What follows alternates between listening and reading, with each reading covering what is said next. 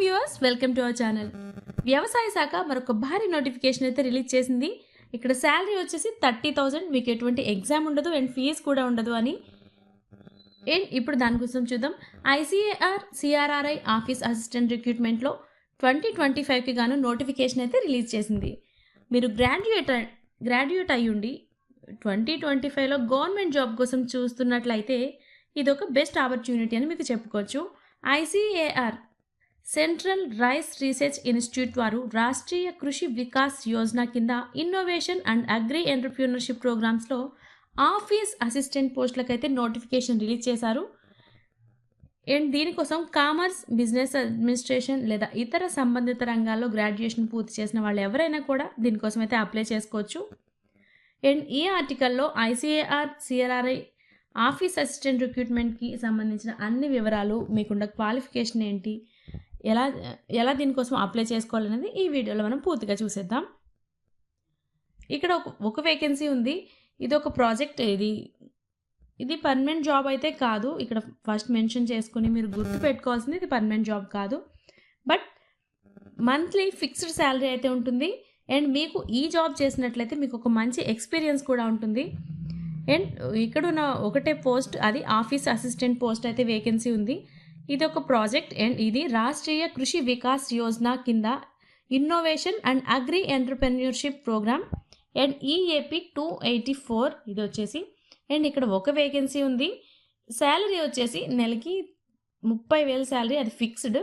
And project duration వచ్చేసి 31/3/2026 వరకు ఉంటుంది, అంటే ఒక ఏడాది.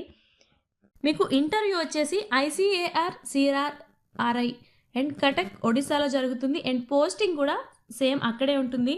ఇది పర్మనెంట్ పోస్ట్ అయితే కాదు.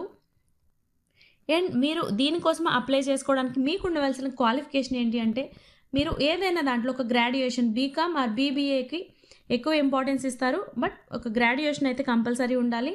అండ్ మీకు అకౌంట్స్లో కొంచెం నాలెడ్జ్ అయితే ఉండాలి, అండ్ ఎంఎస్ ఆఫీస్తో సహా. అండ్ ఇన్క్యుబేషన్ సెంటర్లో వర్క్ చేసిన అనుభవం అయితే కావాలి. అండ్ ఒడిస్సా భాషపై పరిజ్ఞానం ఉండాలి, అంటే అది ఎక్స్ట్రా క్వాలిఫికేషన్, బట్ వర్క్ చేయవలసింది ఒడిశాలోనే కాబట్టి, సో ఒడిశా లాంగ్వేజ్ వచ్చి ఉంటే దానికి కొంచెం ఎక్కువ ఇంపార్టెన్స్ ఇస్తారు. అండ్ మీకు ఉండవలసిన ఏజ్ లిమిట్ వచ్చేసి 21 ఇయర్స్. అండ్ గరిష్ట వయసు వచ్చేసి, అంటే ఏజ్ లిమిట్ వచ్చేసి 21 ఇయర్స్ నుంచి 50 ఇయర్స్ వరకు ఉంది ఏజ్ లిమిట్ వచ్చేసి.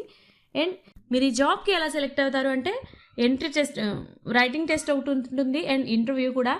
అండ్ ఇక్కడ May 2nd, 2025 ఐసీఏఆర్ సిఆర్ఆర్ఐ కటక్లో నిర్వహించే వాకిన్ ఇంటర్వ్యూకి అయితే మీరు వెళ్ళాలి. అండ్ డాక్యుమెంట్ వెరిఫికేషన్ కూడా ఉంటుంది, అంటే మీ సర్టిఫికేట్స్ అండ్ మీ ఎక్స్పీరియన్స్ సర్టిఫికేట్స్ అన్నీ కూడా అక్కడ చెక్ చేస్తారు.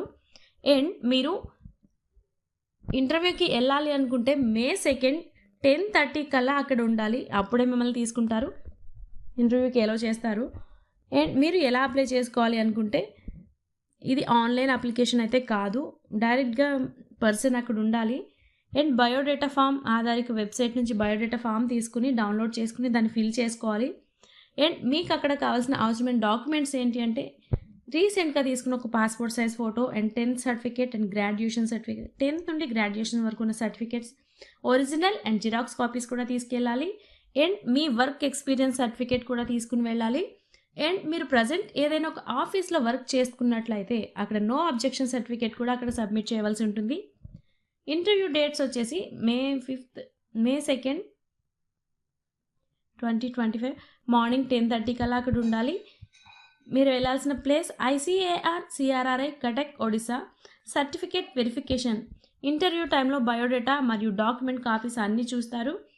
అండ్ ఇక్కడ ఇంటర్వ్యూకి మీరు వెళ్తే అక్కడ టీఎన్డిఏ అయితే ఏమి ఇవ్వరు, ఓన్ మీ సొంత ట్రాన్స్పోర్ట్ అండ్ ఇవే ఉంటాయి, మీ ఖర్చుతోనే మీరు వెళ్ళవలసి ఉంటుంది.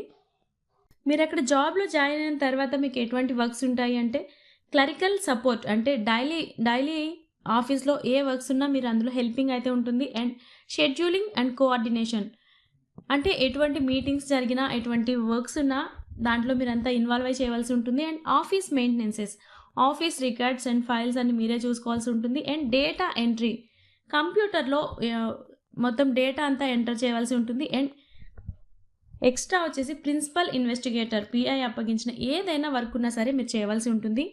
అండ్ ఇంటర్వ్యూ డేట్ వచ్చేసి May 2 అండ్ 2025. ఇక్కడ పీడిఎఫ్లో డేట్ అయితే రాంగ్గా పడింది, ఇయర్ వచ్చేసి రాంగ్ పడింది, అది 2025 అనమాట. ఈ జాబ్కి సంబంధించిన లింక్ అయితే మనకి కింద డిస్క్రిప్షన్లో ఉంటుంది, ఒకసారి చెక్ చేసేయండి. ఏజ్ రిలాక్సేషన్ ఉంది అండ్ SC, ST, OBC వాళ్ళకి. అండ్ ఇది ఇండియన్ గవర్నమెంట్ ఎలా ఉంటుందో దాని ప్రకారం అయితే సడలింపు ఉంటుంది. అన్నీ పూర్తిగా చదివిన తర్వాత అప్లై చేసుకోవడానికి ట్రై చేయండి. అండ్ ఇలాంటి మంచి జాబ్ అప్డేట్స్ కోసం మన ఛానల్ని సబ్స్క్రైబ్ చేసుకోండి. Thanks for watching.